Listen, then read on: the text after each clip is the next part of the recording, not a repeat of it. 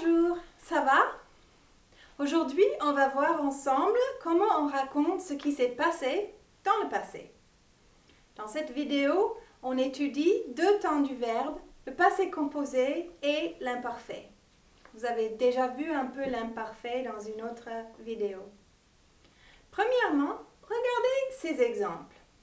J'ai regardé la télé hier soir, j'ai fini mes devoirs à 9 heures, j'ai répondu au téléphone, je suis partie en vacances lundi. Dans chaque exemple, il y a un verbe qui a deux parties. J'ai regardé, j'ai fini, j'ai répondu, je suis partie. Ces verbes utilisent un temps de verbe qui s'appelle le passé composé, puisque c'est composé de deux parties. Un verbe conjugué qui s'appelle l'auxiliaire, l'autre partie qui s'appelle le participe passé. L'auxiliaire change avec le sujet, voilà pourquoi on l'appelle le verbe conjugué. Le participe passé ne change pas. Alors, j'ai regardé, j'ai fini, j'ai répondu, je suis partie. Chaque fois, vous avez un auxiliaire et un participe passé.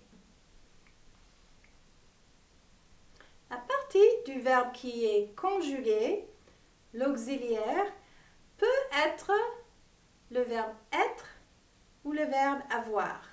On dit qu'un verbe est conjugué avec être ou avec avoir. Mais comment savoir quel auxiliaire choisir? Chaque professeur de français et chaque étudiant a sa méthode. Peut-être que vous avez déjà votre méthode qui fonctionne pour vous. Moi, je préfère une version visuelle qui s'appelle la maison d'être. Voilà la manière dont j'imagine la maison d'être. Une maison avec tous les verbes qui sont conjugués avec être, qui se promènent dans la maison. L'avantage de la maison d'être, c'est que les verbes schizophrènes sont dans la maison aussi. Et je vais vous dire ce que c'est qu'un verbe schizophrène. C'est aussi un terme à moi qui n'existe pas dans les livres de grammaire. Dans cette version de la maison d'être, les verbes schizophrènes sont indiqués par des astérisques. Alors, il y a 6 verbes en français qui peuvent être conjugués avec avoir ou être selon le contexte. Voici la raison pour laquelle je les appelle les verbes schizophrènes. Ils sont conjugués avec avoir s'il y a un objet direct et avec être quand il n'y a pas d'objet direct.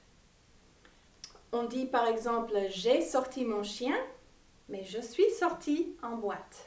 I took my dog out or I went out. J'ai monté les escaliers, je suis montée à Paris. J'ai passé un examen, je suis passée voir Jean.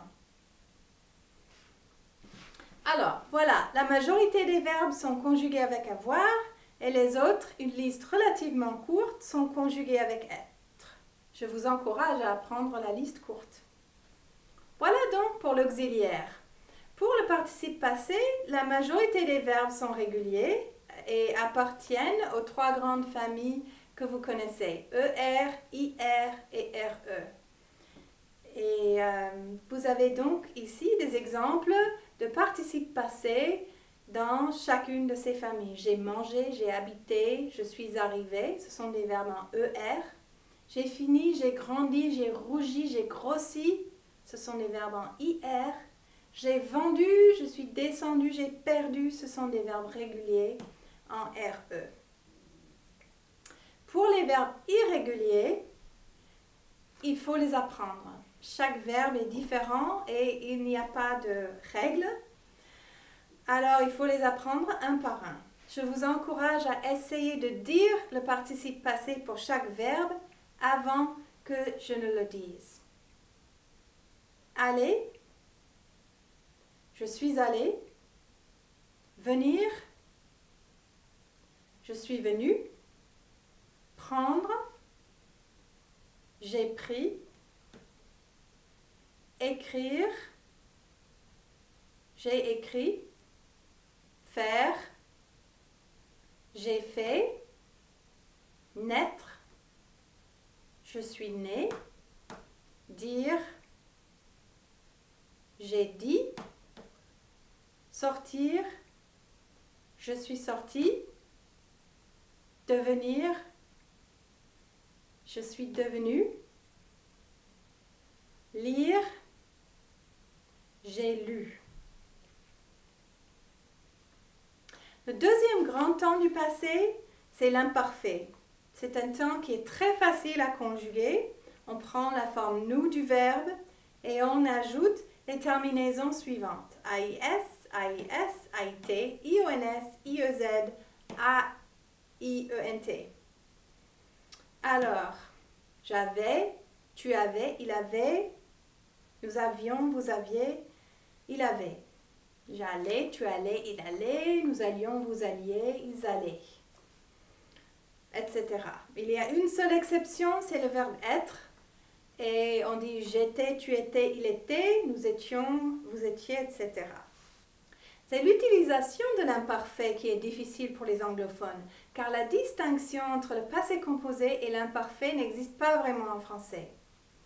On utilise l'imparfait pour les descriptions au passé, par exemple, pour décrire les couleurs, les temps, les sentiments, les apparences, etc.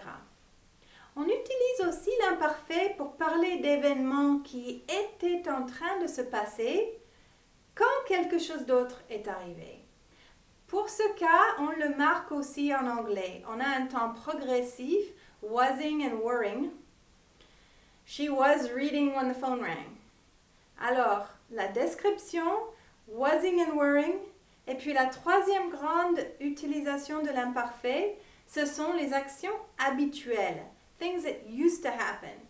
Les choses qui se passaient tout le temps, fréquemment ou de manière répétée, habituellement. Maintenant, arrêtez la vidéo et pratiquez seul ou avec un partenaire ces questions et réponses en utilisant l'imparfait.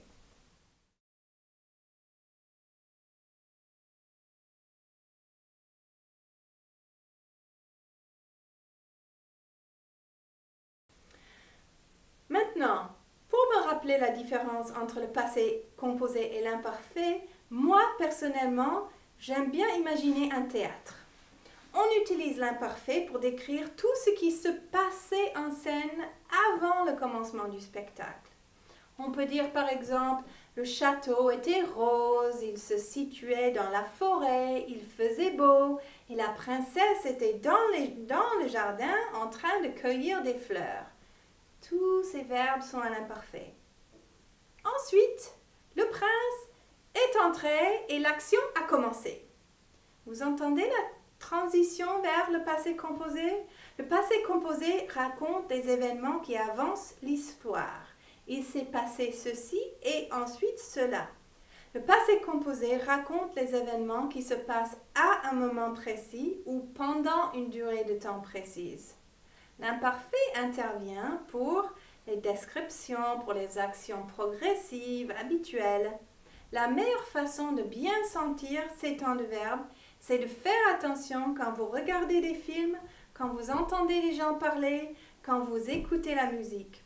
Écoutez les verbes et ça viendra tout naturellement quand vous parlerez vous-même. Bon courage!